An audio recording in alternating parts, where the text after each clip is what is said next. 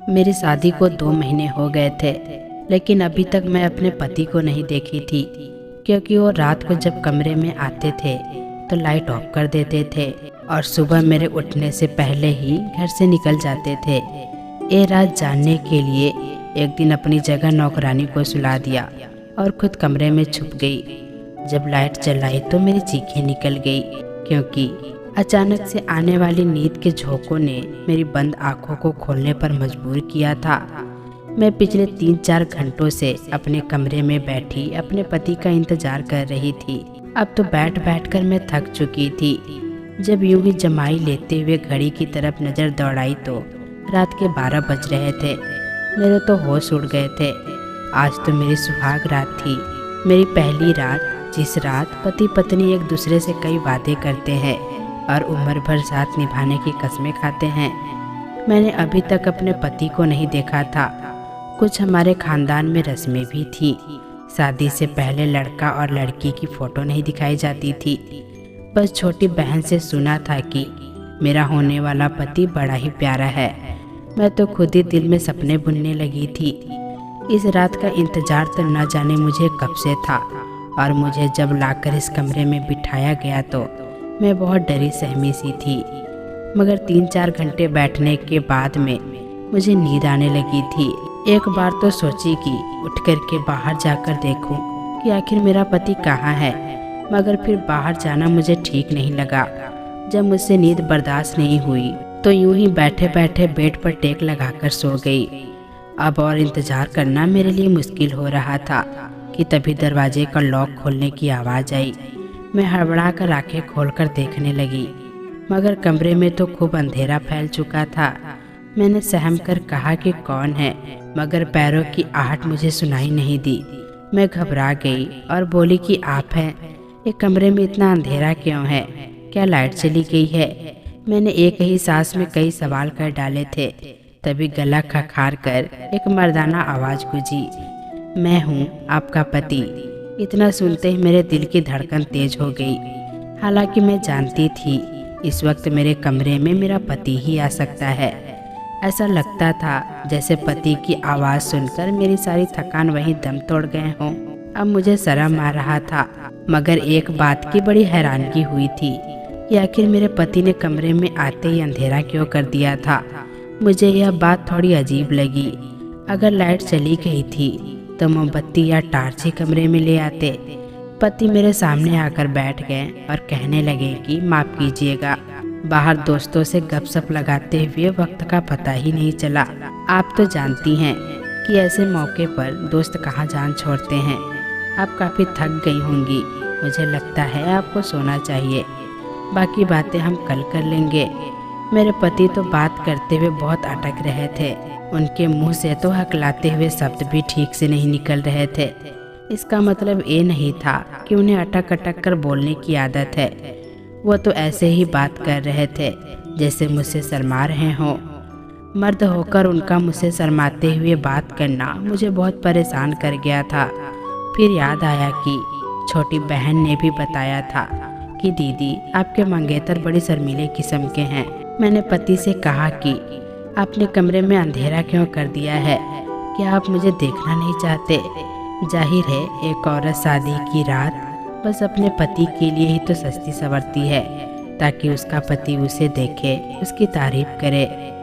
मेरी बात सुनकर मेरा पति कुछ देर खामोश रहा और फिर कहने लगा कि मैंने तो आपको जी भर के देख लिया था। जब आपको मेरे पास लाकर बिठाया गया था, आप बहुत ही खूबसूरत है और हमारे यहाँ एक रस्म है, मुझ पर किसी ने जादू करवाई थी ताकि मेरी शादी ना हो सके।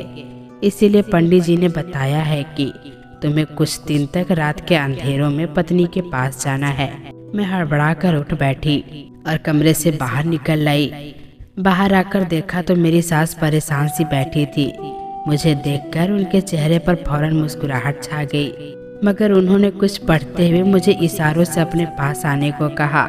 मैं उनके पास गई और साथ साथ आसपास अपने पति को भी देख रही थी कि वो कहाँ चले गए। मैं सास के पास गई तो उन्होंने फौरन मुझ पर फूंक मार दी। शायद वो कुछ पढ़ रही थी और वो मेरे लिए ही पढ़ रही थी। जो उन्होंने मुझ पर पढ़कर फूंका था यह देखकर मुझे पति की बात याद आने लगी। शायद ये मेरे और मेरे पति के लिए ही था। लगता था सचमुच में उन पर कोई जादू हुआ है, तभी तो मेरी सास ऐसा कर रही थी। मैंने उनके पास बैठते ही सवाल किया कि वो कहाँ हैं। मुझे तो कहीं कमरे में नजर नहीं आए। तो सास दूसरी तरफ देखते हुए कहने लगी, बेटा वो काम पर जा चुका है। मैंने घड़ी की तरफ देखा तो सुबह के 8 बज रहे थे और ऑफिस का वक्त 10 बजे से शुरू होता है। फिर 8 बजे वो कैसे चले गए। मेरी सास मेरी नज़रों में देखकर मेरे सवाल को समझ चुकी थी और कहने लगी कि बेटा उसके काम का कोई पता नहीं है। वो अपने दोस्त के साथ मिलकर कारोबार करता है और जब दिल चाहे तभी घर से चला जाता है। तुम नाश्ता कर लो। मुझे यह बात बड़ी अजीब लगी। मेरा दिल चाहा सास से पूछूं, क्या पति की शादी में मर्जी नहीं थी? ना ही रात को उन्होंने मुझसे कोई बात की थी और ना ही वो चेहरा दिखाएं और सुबह होते ही काम पर चले गए। कोई अपनी शादी के अगले दिन भी काम पर जाता है क्या? मैं इसी सोच में गुम थी कि सामने वाले कमरे से एक लड़का निकला। मैंने उठकर देखा और जल्दी से अपना दुपट्टा सर पर ले लिया। मेरी सास मुस्कुराकर कहने लगी कि बेटी ये तुम्हारा देवर है। मैंने सरसरी सी नज़र दौड़ाकर उसको नमस्ते किया तो वो आंखों से ही जवाब देकर वहाँ से चला गया और सारा दिन यूं ही गुजर गया। मैंने नोट किया था कि मेरी सास काफ़ी परेशान दिखाई दे रही हैं, जबकि वो तो मिजाज की बहुत ही अच्छी औरत थी। हमारा रिश्ता होने के बाद वो कई बार हमारे घर आई थी। मैंने उनके चेहरे पर कभी उदासी नहीं देखी थी। मैं तो बहुत खुश थी कि चलो सास बहू की खूब जमेगी, मगर वो तो मुझसे बात भी किसी ख्यालों में डूबी हुई करती थी। मैं जब बुलाती तो ख्यालों से निकलकर मेरी तरफ देखने लगती। इस घर में मेरे पति, सास के अलावा एक मेरा देवर भी था। हम 4 लोग ही यहाँ पर रहते थे। मैं शाम में अपने पति के आने की राह देख रही थी। बिल्कुल नई नवेली दुल्हन की तरह सज संवर कर बैठी हुई थी, मगर तभी दरवाजे पर दस्तक हुई। मैंने फौरन मुस्कुराकर दरवाज़ा खोला तो सामने मेरा देवर मुकेश खड़ा था। वो मुझे यूं खड़ा देखकर हड़बड़ाते हुए नजरें चुरा लिया। मैंने भी उसे नमस्ते किया और वापस अंदर आ गई। बहुत रात हो चुकी थी। बार बार मेरी नजरें घड़ी पर जा रही थी। न जाने मेरा पति कहाँ रह गया था। सास ने जबरदस्ती खाना भी खिला दिया। देवर भी वही खाना खा रहा था। मुझे महसूस हुआ कि जैसे वो मुझे चोरी चोरी देख रहा है। मैंने जब उसके तरफ देखा तो वो घबरा कर नज़र बदल दिया और फिर आधा खाना छोड़कर घर से चला गया। मेरे दिमाग में बहुत ख्याल आ रहे थे। मैं यूं ही बैठी सोच रही थी कि आखिर वजह क्या थी। मेरा दिल घबराने लगा तो बालकनी में खड़ी होकर रोने लगी। आंखों से आंसू बह रहे थे। शायद मैं उनको पसंद नहीं आई थी। वो मुझसे नफरत करते थे या फिर उनके दिल में कोई और था। मैं अभी यूं ही खड़ी रो रही थी कि तभी कमरे में खूब अंधेरा फैल गया। हल्की सी रोशनी बालकनी के बल्ब की थी, जिसे मैंने यूं ही जलता छोड़ा और फिर कमरे में आई। मेरे पति सुरेश दूसरी तरफ मुंह किए बैठे हुए थे। मैं आज हर बात क्लियर करना चाहती थी, इसीलिए बिना कुछ कहे पति के पास जाकर बैठ गई। मेरा कंधा पति के कंधे के साथ लग गया तो वो फौरन मुझसे दूर हुए कि उनका कंधा दोबारा मेरे कंधे के साथ ना लगे। मैं सब कुछ जानना चाहती थी कि मेरे पति सुरेश मेरे साथ ऐसा क्यों कर रहे हैं। मैंने एक बार फिर पति की तरफ देखा और डरते डरते पति का हाथ थाम लिया। मेरा हाथ महसूस करते ही फौरन सुरेश ने अपना हाथ छुड़ाया और उठ खड़े हुए। दूसरे तरफ मुंह मोड़कर कहने लगे कि जो भी बात करनी है जल्दी करे, मैं बहुत थका हुआ हूँ, मुझे नींद आ रही है। पति की बातें मेरी आंखों में आंसू ले आया था। मैं बोली कि क्या आप किसी और को पसंद करते हैं? अगर ऐसी कोई बात थी तो आपने मुझसे शादी क्यों की? पति फौरन गला खंखार कर बोले कि मैं किसी और को पसंद नहीं करता, बस मेरी एक मजबूरी है। ना ही मैं आपको अपना चेहरा दिखा सकता हूँ और ना ही मेरे पास वक्त है जो आपके पास बैठकर मोहब्बत भरी बातें करूं। मुझे भी गुस्सा आ रहा था। आखिर ये कौन सी मजबूरी थी कि मेरा पति मुझसे दूर भागे और मैं उसके पास आने की कोशिश करती रहूं। दिन ऐसे ही गुजरने लगे और सारी रात में इतनी गहरी नींद में सोती कि मेरी आँख फिर सुबह ही जाकर खुलती थी। सारा दिन पति घर से बाहर रहते थे और दूसरी तरफ मुझे न जाने क्यों ऐसा महसूस होने लगा कि जैसे मैं किसी की नज़रों में हूँ। लेकिन जब मैं इधर उधर देखती तो कोई नज़र नहीं आता था। एक बार मैं शाम की चाय बनाकर अपनी सास के कमरे में जाने लगी तो उनकी आवाज़ सुनकर वहीं रुक गई। वो शायद किसी से फ़ोन पर बात कर रही थी। वो बार बार एक ही शब्द दोहरा रही थी।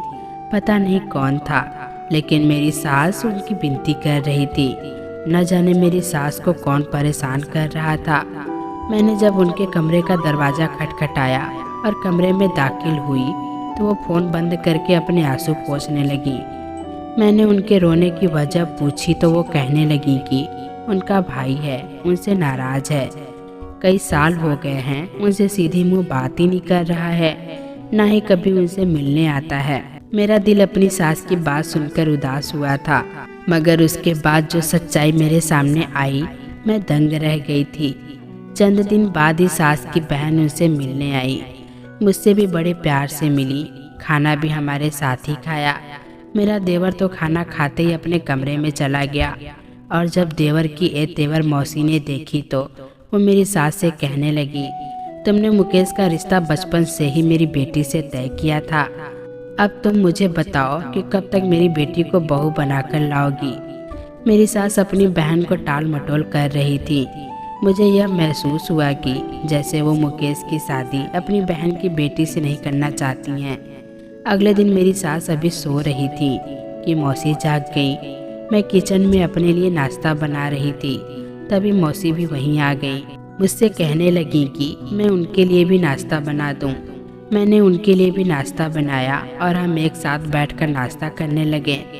मौसी मुझसे कहने लगी, सुरेश नजर नहीं आ रहा है, क्या अब तक सोया है? मैं कल से आई हूँ, वो तो मुझसे मिलने भी नहीं आया। मैंने कहा वो सुबह ही काम पर चले जाते हैं। तो कहने लगी, चलो सुबह चला जाता है तो रात को वापस कब आता है? मैंने कहा वो बहुत देर से आते हैं। मेरी बात पर मौसी खामोश हो गई थी, फिर अपनी चाय पीने लगी।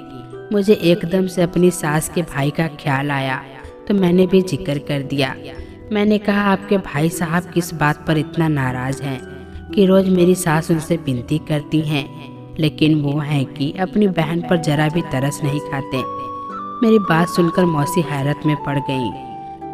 उन्होंने कहा कि कौन सा भाई, हमारा तो कोई भाई नहीं है, हम बस 2 बहनें ही हैं। यह बात सुनकर मैं दंग रह गई थी। अगर मेरी सास का कोई भाई नहीं था तो वो रो रो कर किससे विनती कर रही थी कि वो वापस आ जाए, एक बार उनसे मिल ले। मौसी भी ना उम्मीद हो गई थी और मेरी सास कहने लगी कि मुकेश उस लड़की से शादी नहीं करना चाहता था। मैंने कहा क्यों? तो वो कहने लगी उसकी मर्जी नहीं है। मैंने कहा अगर मर्जी नहीं थी तो इतने साल से क्यों बात जोड़े रखी, पहले ही इनकार कर देते। मेरी सास कहने लगी, यही बात मैंने मुकेश से कही है। मैं अपने दोनों बेटों के हाथों बहुत दुखी हो चुकी हूँ, दोनों ही अपने मर्जी के मालिक हैं। ये कहकर वो रोने लगी और मैं उन्हें तसल्ली देने लगी। तंग तो मैं भी अपने पति से आ चुकी थी, इसीलिए मैंने सोचा कि शायद मैं उनके सामने हूँ, इसीलिए उन्हें मेरी एहसास नहीं है। क्यों न कुछ दिन के लिए मैं अपने मायके चली जाऊँ ताकि उन्हें मेरी कदर हो। इसीलिए एक दिन जब दिल बहुत ज़्यादा बेचैन हुआ तो अपनी सास से पूछी और चली गई और सोचा अपनी माँ से भी तो जाकर पूछूं कैसे मर्द से मेरी शादी करवाई है जिसने अभी तक अपना चेहरा अपनी पत्नी को नहीं दिखाया। मैं तो जानती ही नहीं थी कि वहाँ पहुँचकर मुझे कैसा धक्का लगने वाला है। जब मैं मायके के दरवाजे पर पहुँची तो तभी एक कोरियर आया। वो हमारे घर के बाहर था। मैंने उसे बोला किसका पेपर आया है और टटोल करके देखने लगी। उस पेपर पर तो मेरा ही नाम लिखा था। जब खोलकर मैंने अंदर मौजूद पेपर को पढ़ा तो मेरे पैरों तले से ज़मीन निकल गई। मैं अपनी मम्मी के घर जाकर अपने कमरे में चली गई। सारा दिमाग, सोचने समझने की क्षमता, सब कुछ खत्म हो चुका था। मेरे साथ कौन सा खेल शादी के नाम पर खेला जा रहा था। जो पेपर मेरे हाथ में थे वो देखकर जो हकीकत मुझ पर खुली थी, मैं चकरा कर रह गई थी। पूरे दिन मैं अपने कमरे में ही बैठी रही। मैंने अपनी छोटी बहन से कहा वो मुझे मेरे पति की फ़ोटो दिखाए। जो कि शायद उसने शादी के मौके पर खींची थी, क्योंकि मैं तो अब तक अपने पति को नहीं देखी थी। मेरी बहन ने मुझे एक फ़ोटो दिखाई जो खाना खाते वक्त ली गई थी। वो बहुत अच्छा और नौजवान लड़का था। मैं कोई भी बात अपने मायके में नहीं बताना चाहती थी। मैं कुछ दिन बाद ही वापस ससुराल चली गई। मुझे सच्चाई को सामने लाना था। रात को फिर से वो इंसान मेरे कमरे में आया था जो पिछले 1 महीने से मेरा पति बनकर कमरे में आता था और सुबह होते ही चला जाता था। यह कौन था जो मेरे जज्बात के साथ खेल रहा था? आज मैं खुद ये चाहती थी कि वो मेरे कमरे से बाहर निकल जाए, क्योंकि अब मैं जान चुकी थी कि वो मेरा पति नहीं है। फिर भी मैंने सच जानने के लिए उससे पूछा कि मैं मायके गई थी तो आपने मुझे कितना याद किया।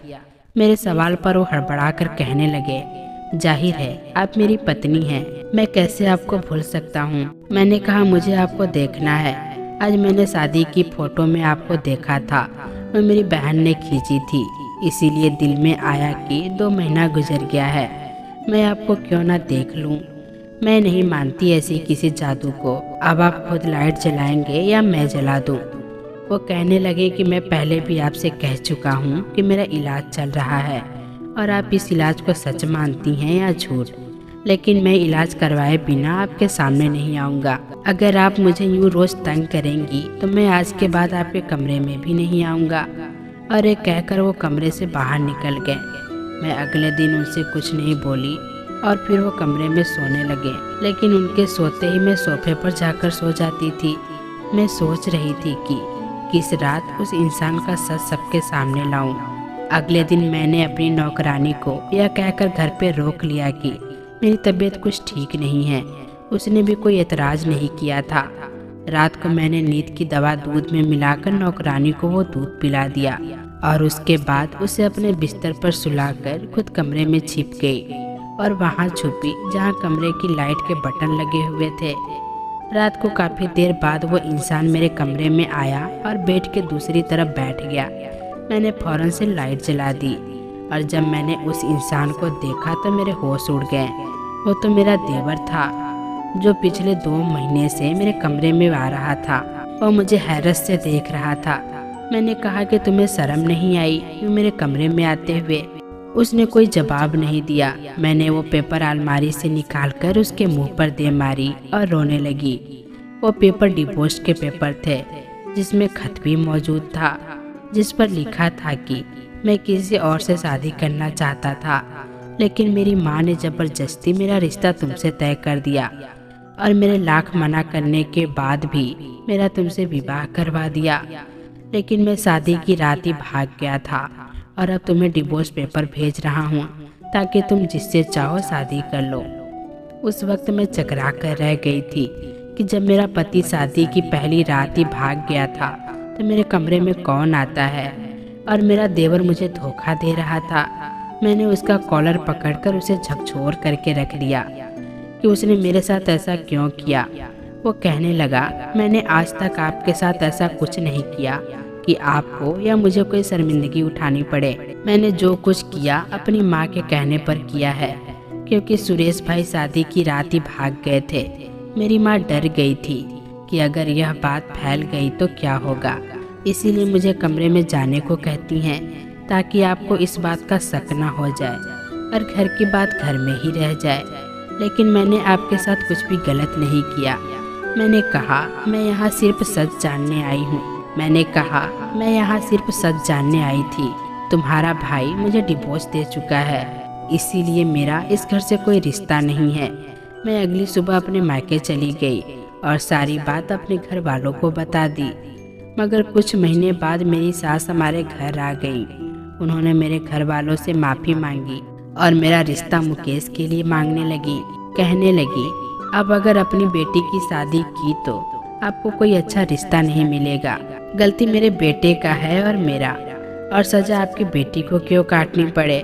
मैंने सुरेश से बहुत विनती की कि वो वापस आ जाए, लेकिन वो नहीं आया। मेरे मम्मी पापा ने मेरा विवाह मुकेश से करवा दिया। सच ही कहते हैं कि एक औरत का घर एक औरत ही बर्बाद करती है। तो दोस्तों, कैसी लगी ये कहानी कमेंट बॉक्स में ज़रूर बताइएगा। फिर मिलेंगे दोस्तों अगली वीडियो के साथ। तब तक के लिए अपना ख्याल रखना।